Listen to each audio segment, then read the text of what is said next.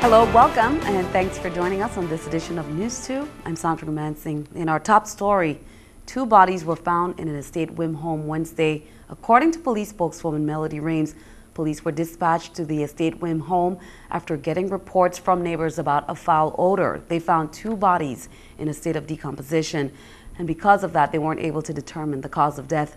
The names of the 2 victims aren't being released at this time, pending notification of next of kin. Police are asking the community not to jump to any conclusions until the medical examiner completes the report and more information is known. They're also asking anyone with information about these deaths to contact police detectives or Crime Stoppers. The murder trial of 3 men accused of gunning down Akil Abdallah outside Jaguars nightclub in November 2010 began on Tuesday. The defendants, Lauren Henley, age 21, Shaquem Freeman, age 20, and Vincent Thompson Jr., age 24, each face charges of second-degree murder, voluntary manslaughter, assault charges, unauthorized use of a firearm during the commission of second-degree murder, and reckless endangerment. According to the police report, Abdallah, age 31, had accidentally spilled his drink on Henley's truck. An argument broke out between Henley and Abdallah when another car pulled up and several people got out and began firing. Dale George, the key witness from the prosecution, testified he was at the club with the defendants and witnessed the shooting. George says he left St. Thomas for 10 months for fear of his life. The defense argued a lack of eyewitness testimony and 3rd set of shell casings from the scene that were never determined to belong to any of the defendants. We'll have more as the trial progresses. Even the smallest bit of information may be just what law enforcement needs to solve crimes. That's a reminder from Crime Stoppers. It has proven successful, and police hope you can help as they continue to investigate. Police say on St. Croix on Friday, April 19th at 11:30 p.m., 22-year-old Troy Joseph was fatally shot as he was leaving a function at the UVI campus. He was near his vehicle in the parking lot behind the Student Center when he yelled out that he was being robbed. A gunshot was heard, and witnesses saw 2 unknown people flee the scene. Police are also looking for the persons involved in the April 13th shooting death of 22-year-old Akeem Phillips. Help put a stop to the killings by telling police what you know about these shootings. Over on St. John on April 20th, police received a report that a burglary had occurred at Donkey Diner in Coral Bay. The burglars stole a black, gray, and white cash register containing money. If you know anything about this burglary, please call Crime Stoppers. On Thursday, April 25th at 8:55 a.m. in the area of Veterans Drive near Seabourn Airlines on St. Thomas, 3 males were shot at by an unknown male while a crowd was enjoying Juve. All 3 males were wounded by the gunfire and were transported to the hospital for medical treatment. Tell police what you know or may have seen by calling 1-800-222-8477. A recent robbery at the Department of Education has officials upset. According to a statement released Tuesday, burglars broke into the Career Technical and Adult Education offices on St. Thomas over the Carnival weekend. They stole 2 air conditioning units along with the copper wiring for them. The theft was discovered Monday by State Director for the program, Eduardo Canero. When employees returned to work, officials said having to replace the equipment puts a strain on the department's already tight budget. They added that an attack on education hurts the territory's children and all those who benefit from the program. The Economic Development Authority has released the names of people who have delinquent debts with the agency, but it doesn't include everyone. During a recent audit report, the public learned that the list includes former senators and prominent business leaders, but their names weren't posted. News 2's Erica Parsons spoke with the EDA's CEO about the commission. More than 100 names top the list of delinquent accounts with the Economic Development Authority's Small Business Development Authority program. A recent audit released last month from the VI Inspector General said that list includes current and former senators and prominent business people, but those names were left off the list. The list do not include deceased borrowers,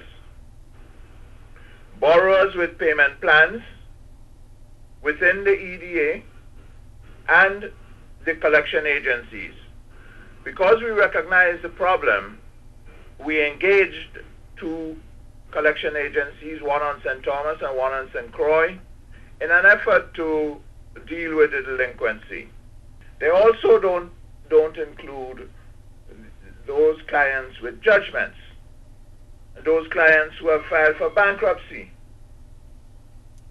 And in some cases where we have made offers in compromise with borrowers.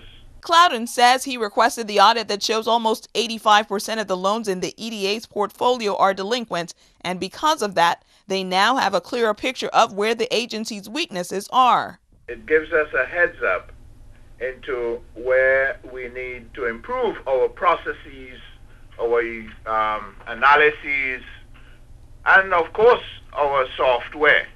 Clouden says the department has taken corrective action to handle the massive delinquencies. I'm very disappointed that we have an $8 million approximately delinquency portfolio. But at the end of the process, I can tell you that we are making every effort to collect all that we can collect. He has one request for the public. Come in, make arrangements. We are apt to receiving requests for rescheduling of debt and offers in compromise, etc. So I'm calling on the communities to come in and make their obligations good.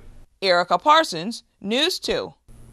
CEO Clouden says they plan to exercise every option the agency has to collect the outstanding monies, and that includes legal action. Well, following a story we did earlier this week about Hovenza not signing a recent agreement with the government, the company released this statement Tuesday. Hovenza LLC confirmed today that earlier this month it reached an agreement with the government of the Virgin Islands on the Fourth Amendment Agreement. The agreement is being reviewed administratively by the owners of Hovenza prior to being signed by them for submission to the governor of the Virgin Islands. Hovenza officials did not say anything else in the statement. Well, May 1st, today, was proclaimed as Law Day in the United States Virgin Islands in following a tradition established in 1958 by President Dwight D. Eisenhower. Governor John P. DeYoung is calling on all to further the foundation upon which our nation and this territory stands upon, the principles of liberty, justice, and equality. Throughout the nation, the day has been set aside to reflect upon the role of law in the foundation of the United States and its continued importance in guaranteeing the rights and freedoms of all Americans. The 2013 theme for Law Day, Realizing the Dream, Equality for All. Well, additional arrests have been made in the Boston Marathon bombing case. Vanita Nair has the latest details from New York. 3 additional suspects are under arrest in connection with the Boston Marathon bombings. CBS News has confirmed 2 of the 3 suspects will be charged with making false statements and harboring or aiding the prime bombing suspects, the Tsarnaev brothers, after the fact. They were reportedly college classmates of the surviving suspect, Dzhokhar Tsarnaev.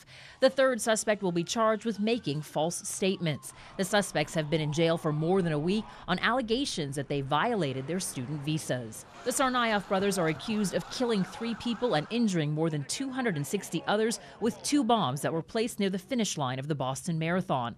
Police caught up with the brothers 3 days later after releasing surveillance videos and photos of them at the scene of the bombings. They allegedly also killed an MIT campus officer in his car before one brother was killed in a shootout with police. The younger brother was taken into custody after he was found hiding inside a boat. Investigators are trying to determine if the brothers acted alone or had extremists influencing them. Vanita Nair, CBS News, New York. U.S. investigators have also questioned the parents of the Tsarnaev brothers in Russia, but they have not been charged. Well, keeping our eye on the economy, Americans are feeling more confident about the economy. The Conference Board's monthly survey found people are optimistic, companies will increase hiring and salaries, and Apple sold a record amount of bonds on Tuesday, $17 billion worth. The tech company is raising money for increased dividends and stock buybacks. Apple doesn't need to borrow the cash.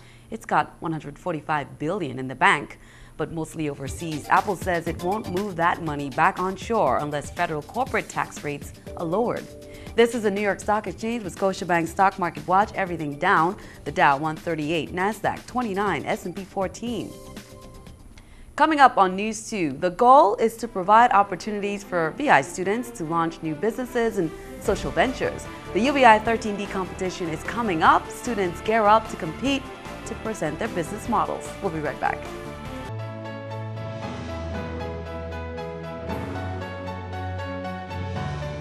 Friday will be the official showdown between 8 teams vying for a large cash prize. The University of the Virgin Islands is in its final week of their 13D competition. Now it's up to these 8 business hopefuls to impress the judges. What's involved in the competition? News 2's Erica Bivens has a preview. The University of the Virgin Islands is hosting their second 13D entrepreneurship competition. On Friday, 8 teams will compete for $60,000 in startup funding for their business ideas.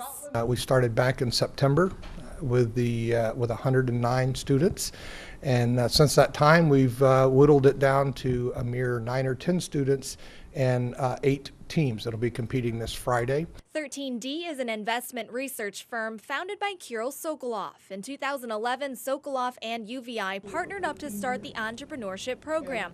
The competition is part of that program. Where each year, students from the university compete over the whole school year on their business ideas.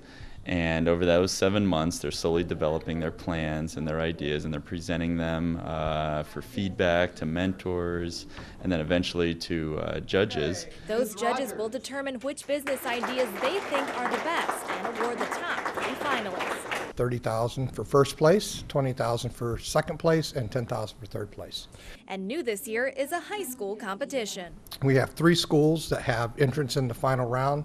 Top 3 schools: Central High School on St. Croix, Good Hope on St. Croix, and Antilles on St. Thomas. So their awards will be presented first at 1 o'clock, and then we'll go to the UVI Student Awards. Friday's competition is open to the public. It begins at 9 a.m. here at UVI's Administration and Conference Center on St. Thomas. Following the competition, awards will be handed out beginning at 1 o'clock. This isn't just a business plan competition. This is a competition to get businesses up and running. Of the 8 teams, 5 are from UVI St. Thomas and 3 are from St. Croix campus. For News 2, I'm Erica Bivens. Meanwhile, on St. Croix, one of the competitors stopped by our St. Croix office to talk about Friday's final contest.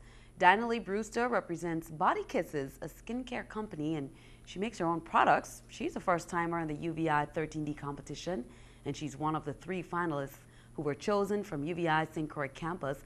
The other 2 who will represent St. Croix are Kenesha Figaro of Extra Virgin Coconut Oil and Kalea Mint, and Dwayne Sidney, whose business is shrimp farming. I always had a dream to start a natural skincare boutique, making natural soaps, lotions, and stuff like that. It's a passion that I have. So I saw the opportunity and I decided to go for it. You have to show that you're dedicated. You have to show that you are going to use the competition funds to do exactly what you've been going through the entire competition say you're going to do. It's going to be extremely happy for me to wake up every morning to create different soaps and so forth, and different lotions and candles, and creativity. The whole creativity process behind it is what keeps me going. Definitely good luck to the students. Cruise Bay St. John residents are reminded that field crews will begin the process of address implementation beginning May 2nd. St. John is the second of the 3 selected pilot areas for the Territory Street Addressing Initiative, which establishes a logical addressing system for the Territory's roads. Field crews will be leaving an information packet at every residence and business in the pilot area. This packet contains the new address that has been assigned to the location, which will include a number and a street name.